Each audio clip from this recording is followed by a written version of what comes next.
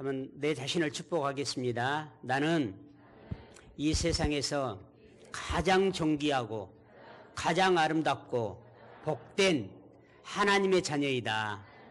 아멘. 사도 바울은 로마에 가서 복음을 전하여야 하리라는 하나님의 뜻에 순종함으로 지금 로마에 가는 여정 속에 있습니다. 바울이 베스도 총독 앞에서 자신을 변호하고 아그리빠 왕과 버니게가 바울의 이야기를 듣기 위해서 지금 한 공간에 초청되어져 있는 장면이 오늘 본문의 말씀입니다. 이 과정 속에서 우리는 하나님의 섭리와 바울의 순종을 통해서 우리 한소망교회 공동체가 어떻게 나아가야 할지 배울 수 있는 은혜의 시간이 될 줄로 믿습니다. 첫째, 하나님의 섭리 속에 있는 역사적 상황을 우리가 이해해야 합니다. 바울은 예루살렘에서 유대 지도자들로 말미암아 고소를 당하게 되고 그로 인하여 지금 체포되어져 있는 상황 속에 있습니다. 사도행전 21장에서 시작된 저 로마에 가서 복음을 전하여야 하리라고 하는 하나님의 계획이 이렇게 차근차근 진행되고 있는 것입니다. 이후 가이사라의 벨릭스와 베스도 총독에게 또 신문을 받으며 자기가 로마의 시민권을 갖고 있는 로마의 시민권자라고 하는 사실을 밝히고 그리고 나는 로마의 시민권을 가지고 있기 때문에 로마 황제 앞에 가서 재판을 받겠다라고 상소를 하게 됩니다. 사도행전 25장 11절에서 12절 말씀을 함께 읽겠습니다. 만일 내가 나쁜 짓을 저질러서 사형을 받을 만한 무슨 일을 하였으면 죽는 것을 마다하지 않겠습니다. 그러나 나를 고발하는 이 사람들의 고발 내용에 아무런 근거가 없으면 어느 누구도 나를 그들에게 넘겨줄 수 없습니다. 나는 황제에게 상소합니다. 그때 베스도가 배심원들과 합의하고 그대가 황제에게 상소하였으니 황제에게로 갈 것이요 하고 말하였다. 본문의 아그리빠 왕은 유대 문화와 유대 종교에 정통한 인물이었습니다. 그 아그리빠에게 지금 바울을 통해서 하나님의 복음을 들을 수 있는 그가 알고 있는 유대의 문화, 전통 그리고 애곡해서 들려온 종교관에서 이제 정말 하나님께서 주시는 진리의 복음을 들을 수 있는 절호의 기회를 지금 이 중요한 순간을 아그리빠 왕이 맞이했습니다. 이 모든 사건은 바울이 로마에 가서 복음을 전하여야 하리라고 하는 하나님의 계획 안에 있었음을 우리에게 보여줍니다. 사도행전 23장 11절 말씀에 그날 밤에 주님께서 바울 곁에 서서 말씀하셨다. 용기를 내어라. 내가 예루살렘에서 나의 일을 증언한 것 같이 로마에서도 증언하여야 한다라고 하는 이 말씀을 주신 하나님, 그리고 이 말씀을 들은 바울이 이제 한 마음이 돼서 바울이 할 수 없는 일은 하나님께서 친히 하여 주시고 그리고 바울이 할 수 있는 일은 하나님 앞에서 충성되이 그 사명의 길을 바울이 가고 있음을 보게 됩니다. 우리가 살아가는 삶 속에서 수많은 여러 가지 일들과 사건들이 일어나는데 대부분 이것을 하나의 우연이라고 생각하고 그리고 생각했던 일들이 딱 이루어지면 우리는 우연의 일치다라고 이렇게 말합니다. 그러나 우리가 살아가는 모든 삶 속에서 그 일이 나로 하여금 즐거움을 주는 일이라 할지라도 혹시 그 일이 나에게 마음을 상하게 하고 아프게 하는 일이라 할지라도 모든 사건들을 지나고 보면 다 하나님의 섭리 가운데 있었음을 우리는 느끼게 됩니다.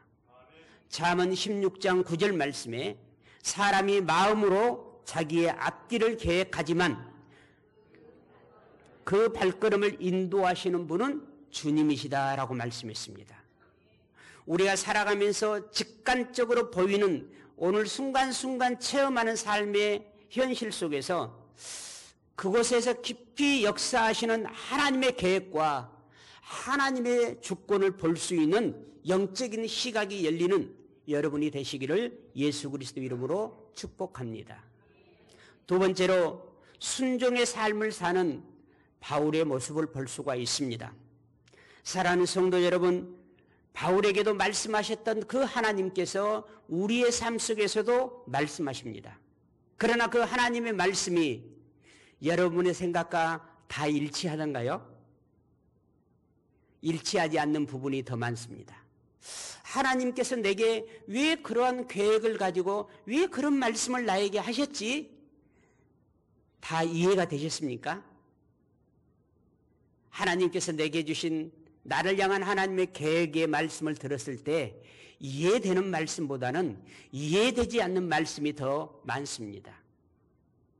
왜냐하면 우리는 어떠한 사건을 보고 어떠한 말씀을 들었을 때 과거에 내가 경험했던 경험과 그리고 세상의 문화의 관점으로 듣고 판단하기 때문입니다.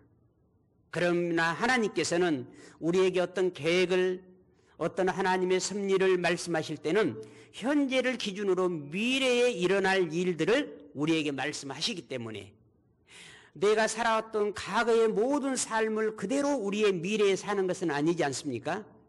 내가 살아왔던 이 과거의 삶을 그대로 미래에 살기다 보다는 미래는 더 다른 그런 환경이나 그런 사람들, 그런 목표를 가지고 살아가는 것들이 너무나도 많습니다. 그렇기 때문에 하나님께서 하나님의 계획을 나에게 말씀하실 때는 이해되는 것보다는 이해되지 않는 일들이 훨씬 더 많다라고 하는 것입니다. 바울도 어쩌면 내가 하나님께서 가장 기뻐하시는 하나님께서 그토록 바라시는 저 노마이까지 가서 복음을 전하라고 하는 이 말에 순종하면 하나님이 내 삶의 여정 속에서 앞에 가셔서 내 삶을 평탄케 해주시고 일사천리로 모든 일을 다 해결하게 해주실 것이다 라고 하는 생각도 있었을 것입니다. 그런데 하나님께서 기도하는 사람을 통해서 또 바울이 기도할 때 미리 알려주셨던 것처럼 예루살렘에 가게 되면 잡히게 되고 많은 고난을 받게 되고 그 고난을 통해서 노마에 가게 되고 노마에서 복음을 전하게 될 것이다 라고 하는 이 하나님의 과정과 섭리를 이해했기 때문에 그 억울한 환경, 그 엄청난 고난의 핍박 속에서도 바로 이러한 고난과 이 억울함을 통해서 내가 노마의 황제 앞에 가서 복음을 전하는 하나의 과정이다라고 그는 받아들였습니다. 그렇기 때문에 사도 바울은 하나님의 사명의 일을 감당하면서도 그 억울함과 핍박과 박해의 상황 속에서 하나님의 뜻을 곧 하나님의 약속을 신뢰하며 복음을 증거하는 데 집중했던 것입니다. 사도행전과 바울이 기록한 서신서를 통해서 바울의 삶을 다시 한번 조명을 해보면 바울이 그 어느 곳에 떠나는 목적과 그 어느 한 장소에 머무른 목적이 일치하고 있습니다. 여러분 한번 시간을 내서 사도행전 13장 이후에 사도 바울의 이야기가 나오는데 거기에 전도라고 하는 단어를 한번 검색을 해서 그 말씀들을 읽어보십시오. 그러면 사도 바울이 어느 것을 떠나는 목적 그리고 한 곳에 머물러 있는 그런 목적이 있을 때마다 곧 사도 바울이 이동을 하고 머무르는 곳마다 전도라고 하는 단어가 나타납니다. 그는 전도하기 위해서 한 곳을 머물러 있다가 떠났고 그리고 한 곳에 머물러 있는 목적도 전도하기 위해서, 예수 그리스도의 복음을 전하기 위해서 그 예수 그리스도의 복음을 전하라고 하는 하나님의 뜻에 따르고 있는 것을 보게 됩니다. 바울의 삶의 전도라는 사명의 단어는 항상 바울의 삶과 함께 있었습니다. 많은 사람이 모여있는 광장에서, 그리고 아그리빠 왕 앞에서도 자기 자신을 변호하기보다는 복음을 전하려고 하는 적극적인 바울의 태도를 우리는 볼 수 있습니다. 사도행전 26장 22절에서 23절 말씀에 그러나 내가 이날까지 하나님의 도우심을 받아서 낮은 사람에게나 높은 사람에게나 이렇게 서서 증언하고 있는데 예언자들과 모세가 장차 그렇게 되리라고 한 것밖에는 말한 것이 없습니다. 그것은 곧 그리스도는 고난을 당하셔야 한다는 것과 그는 죽은 사람들 가운데서 가장 먼저 부활하신 분이 되셔서 이스라엘 백성과 이방 사람들에게 빛을 선포하리라는 것입니다. 사도 바울이 법정에 끌려왔지만 그 법정에 사도 바울을 끌고 오는 사람들이 주도권을 갖고 있는 게 아니라 그 재판을 하고 신문을 할 때마다 도리어 모든 주도권을 사도 바울이 가지고 있다는 것입니다. 그리고 그것에 사도 바울을 박해하고 핍박하기 위해서 모인 사람들을 사도 바울은 하나님이 주시는 이 예수 그리스도의 고난과 부활의 이 복음 앞으로 그들을 담대하게 끌고 오는 모습을 볼 수가 있습니다. 곧 우리도 사회에 나가서 어떤 모임을 하든지 어떤 공동체에 속해 있든지 그 공동체를 여러분 중심으로 이끌어올 수 있는 영적인 능력과 권위를 갖는 여러분이 되시기를 바랍니다. 그래서 어느 모임에 가게 되면 여러분이 장이 되려고 해야 돼요. 여러분이 마이크를 잡으려고 해야 돼요. 여러분이 주도권을 가지려고 해야 돼요. 그러나 장이 되려고 하는 목적, 주도권을 가지려고 하는 목적이 그들의 비유를 마치고 그들을 위해서가 아니라 궁극적으로는 우리 주 예수 그리스도의 생명의 복음을 전하기 위함이어야 합니다. 사도 바울은 그렇게 했습니다. 그래서 그 누구에게도 끌려가는 것이 아니라, 비록 내가 나중에 사도행전 26장에 그렇게 말씀하잖아요. 아그리빠 왕이여 베스도 각하여 내가 지금 이렇게 결박된 것 위에는 당신들이 모두 예수 그리스도를 믿기를 원하나이다. 곧 그는 세상의 힘에 의해서 결박당하고 있었지만은 그들을 향해서 주 예수 그리스도의 복음 앞에 그들을 인도해 가는 것을 보게 됩니다. 성도는 어떤 상황 속에서도 하나님의 뜻에 순종하면서 그 어떤 상황 속에서도 두려워하지 말고 복음을 전하는 삶을 살아야 될 줄로 믿습니다. 디모데후서 4장 2절 말씀, 너는 말씀을 전파하라. 때를 얻든지 못 얻든지 항상 힘쓰라라고 있습니다.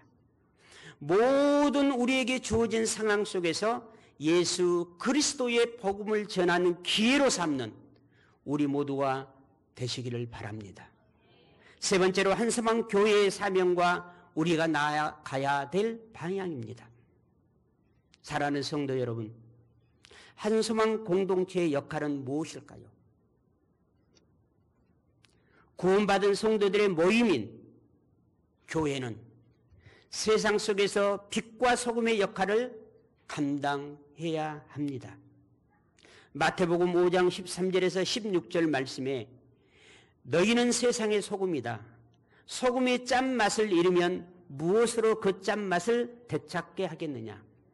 짠맛을 잃은 소금은 아무데도 쓸데가 없으므로 바깥에 내버려서 사람들이 짓밟은 뿐이다. 너희는 세상의 빛이다. 산 위에 세운 마을은 숨길 수 없다. 또 사람들이 등불을 켜서 말 아래 다 내려놓지 아니하고 등경 위에다 놓아둔다. 그래야 등불이 집안에 있는 모든 사람에게 환히 비친다. 이와 같이 너희 빛을 사람들에게 비추어서 그들이 너희의 착한 행실을 보고 하늘에 계신 너희 아버지께 영광을 돌리게 하여라.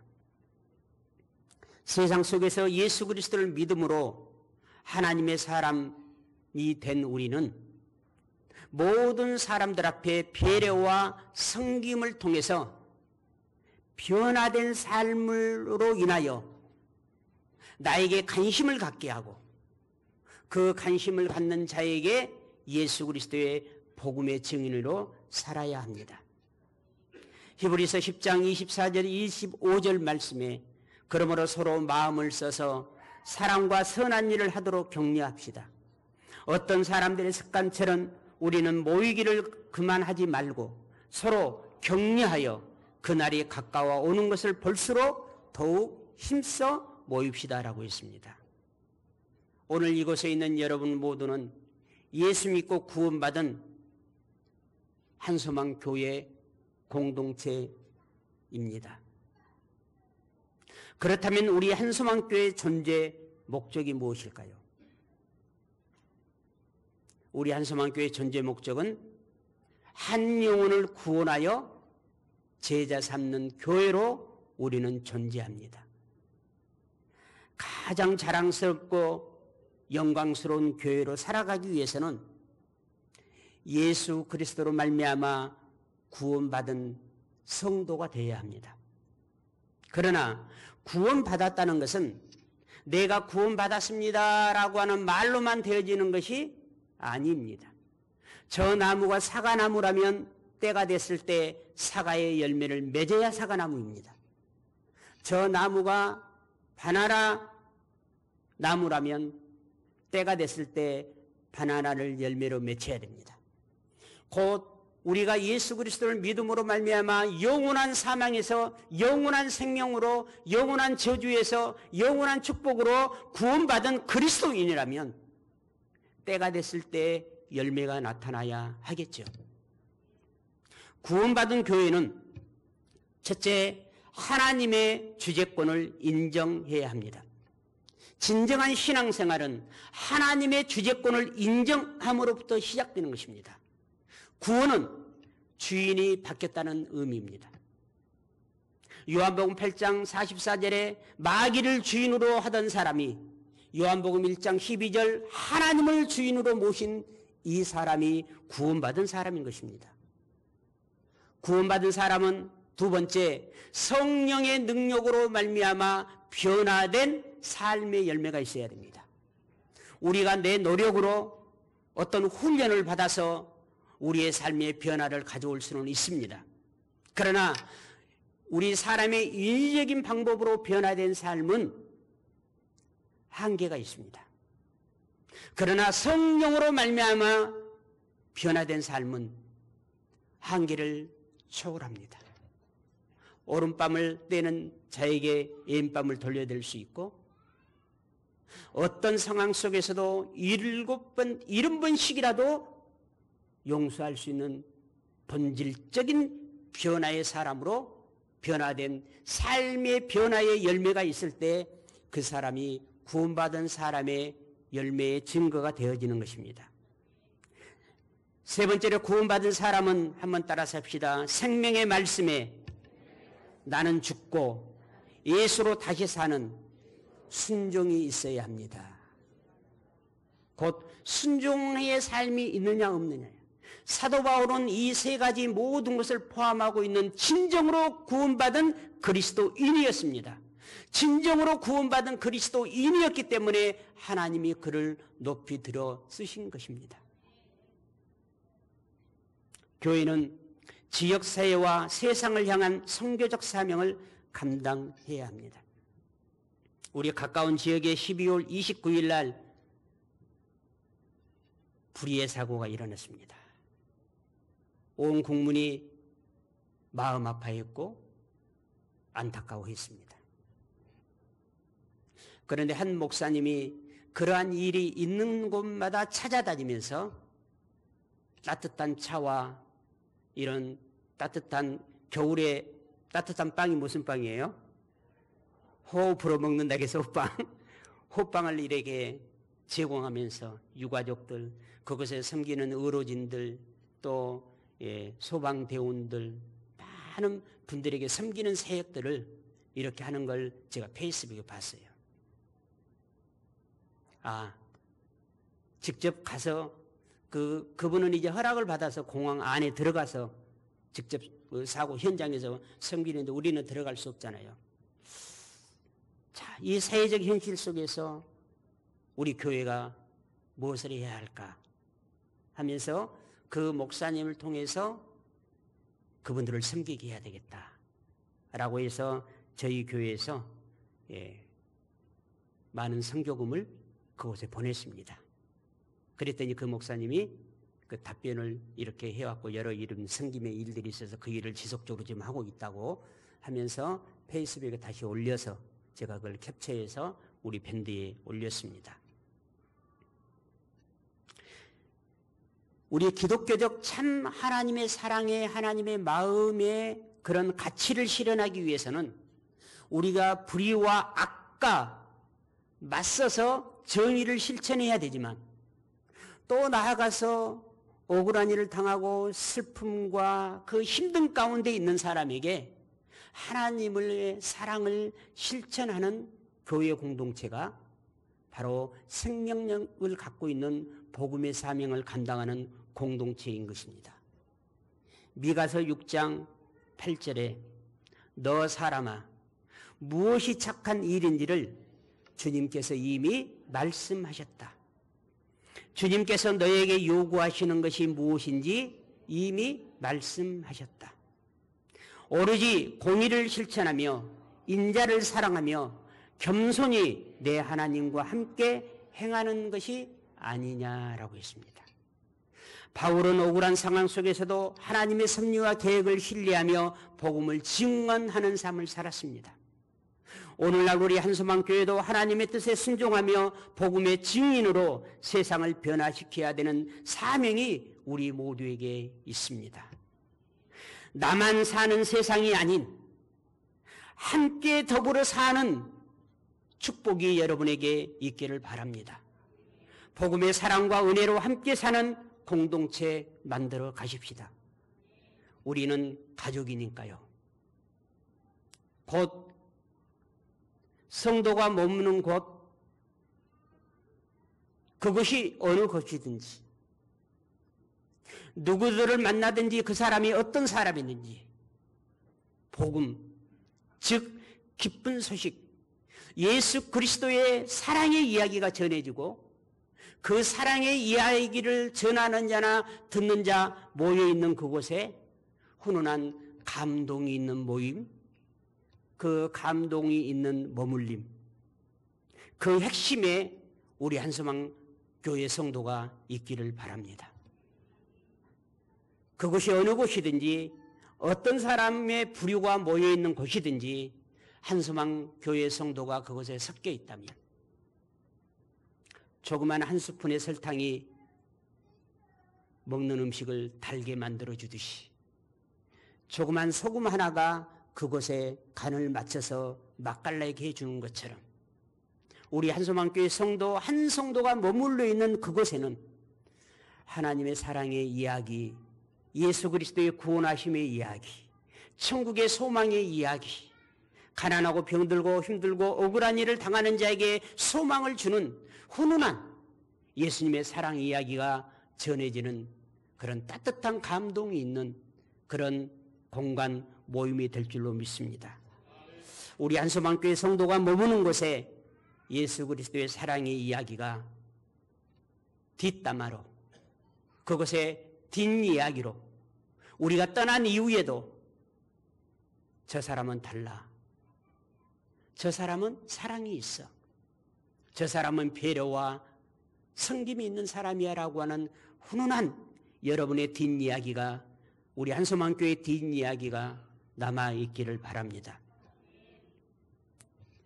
나는 하나님의 섭리 속에서 나의 삶을 바라볼 때 어떻게 바라보고 있습니까? 그냥 하나님의 섭리를 떠나서 여러분이 잘 살 수 있어요. 그러나 하나님의 섭리 안에서도 여러분은 잘 살고 계십니까? 나는 복음을 전하고 세상 속에서 하나님의 뜻을 이루는데 얼마나 여러분에게 주어진 것들을 헌신하고 있습니까? 우리 한소망교회가 복음의 꽃을 피우는 그러나 아름다운 향기를 바라는 교회로 나아가기 위해서 우리 기도하십시다. 기도하겠습니다. 주님, 우리의